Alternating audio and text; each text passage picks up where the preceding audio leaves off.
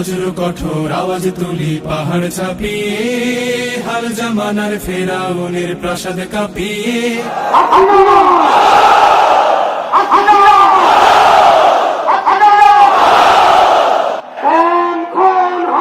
নির্যাতন করে আওয়ামী লীগ বাংলাদেশকে একটি ব্যর্থ রাষ্ট্রে পরিণত করেছে।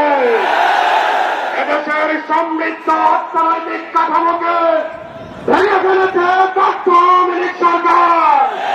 এই শান্ত শীতল ভূভাগে যে আগুন ধরালো, ভ্রাতৃপ্রতিম সমাজ ধারায় হিংসা ছড়ালো, সেই স্বৈরাচারীর দের কবর রক্তে নাচুক তপ্ত খবর, প্রাণ যদিও যায়।